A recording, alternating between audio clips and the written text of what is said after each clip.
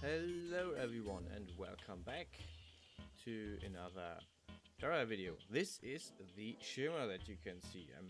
I had to cheat a tiny bit to actually get it in this world, but we made the world before the upgrade, so yeah. What it does is it is a transmutating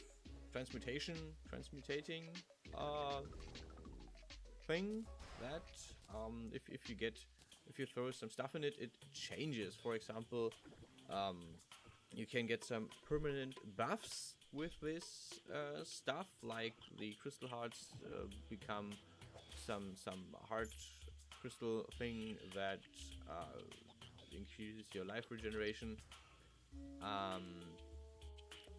There's a chromatic cloak that is made from the star cloak, which prevents the phasing effect I just showed you. So basically, if you jump in it, you phase through the whole thing until you stand on solid ground again, which is kind of interesting and weird. But yeah, I got a little pool of shimmer.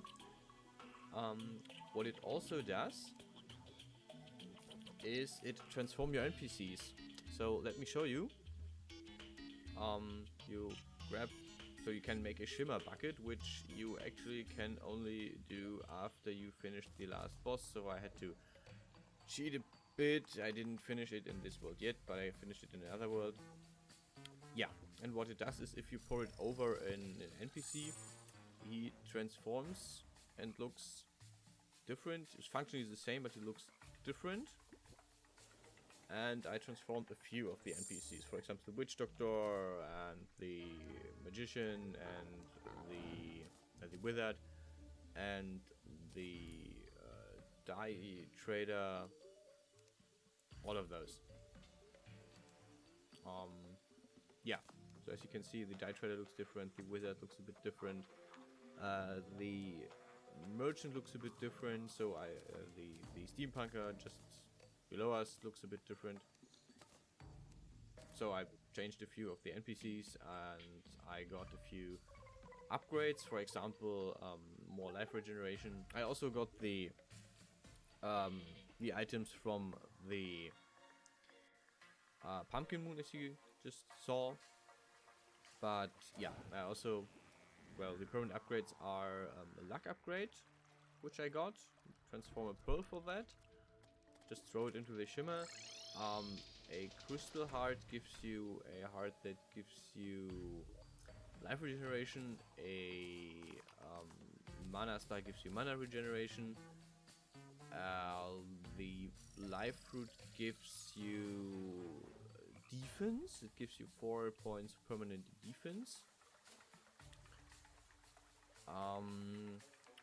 What else?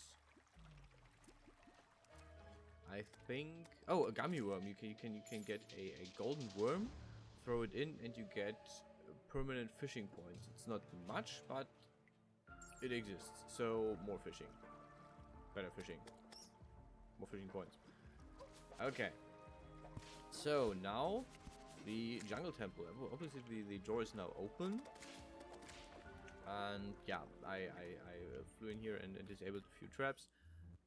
Once, so that yeah, so that I don't get killed. But what I didn't do is I looted any of the chests. As you can see, the chests are untouched, and I'm looking for the lizard energy cells, because I need those to call on the next boss. So today is also the next boss fight in just a bit. Yeah, the only really problematic thing is that you find one cell in each chest in the dungeon, in the temple, in the lizard temple. And each mob in the temple, so each of the flying snakes and each of the actual lizard people that you can see has a 2% chance of dropping this. So if you need more than than the three,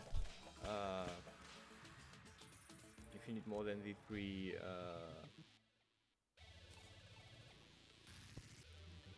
cells you got, then this takes a while. So actually, the original video was around 50 minutes, because I had to just go on, fight lizards, get more cells, because what this guy actually drops.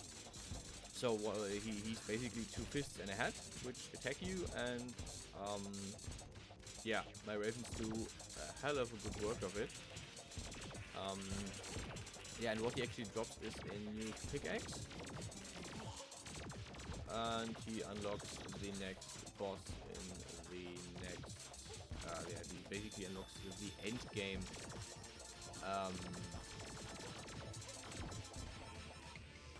Thing. So, what do you get? We get a lucky shiny stone. So the shiny stone is the expert mode item. Beetle husk is a material you need for an armor for the melee class. And we got the Golem's eye, which you can use if you're ranged, if you use guns and arrows and bows and stuff. Yeah.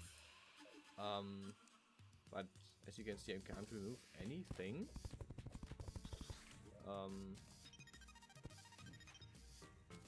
I can't remove any stones from the temple, and I need the next pickaxe for that. I don't want to remove the whole temple, but I want to make a bit more space to fight the golem.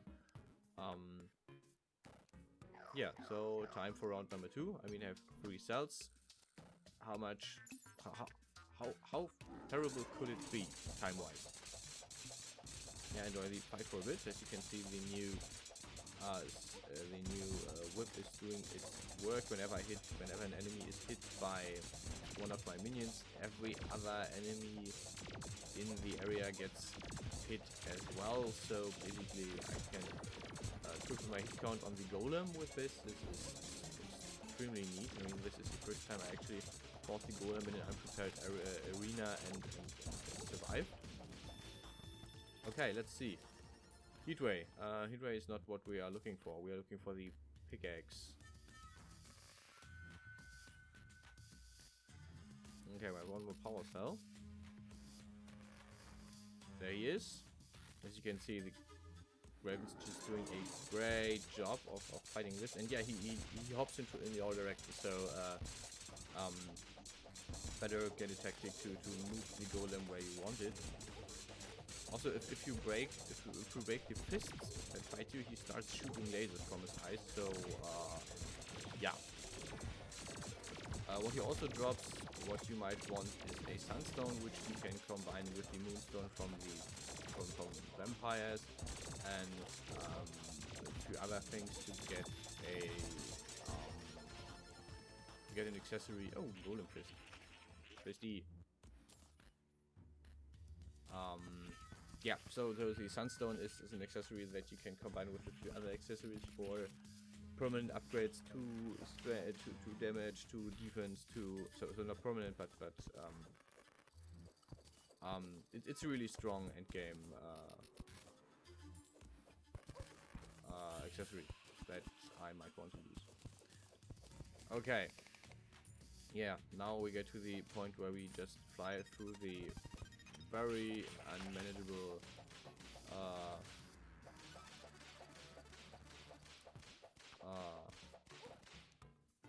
temple and just hope for another drop.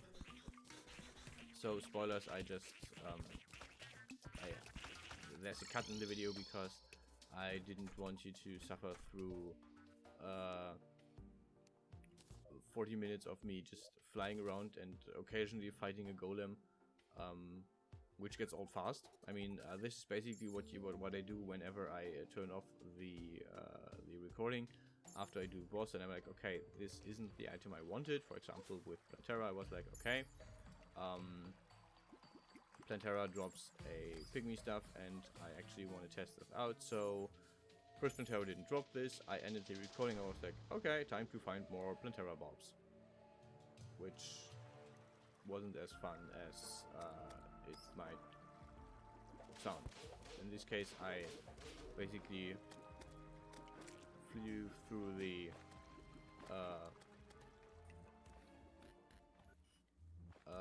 temple and was hoping for more lizard cells. And I mean, the lizards basically only drop the cell and the gold, so and the solar fragment tablets. So basically I'm here and I'm farming lizards, so they could have just made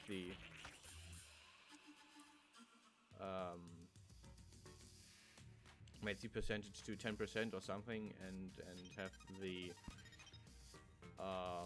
and have it drop much faster, because it's just doesn't serve any other purpose than to sink time into the game so I can find the lizard heads. Could also go make a new world, fly to the temple, raid it, and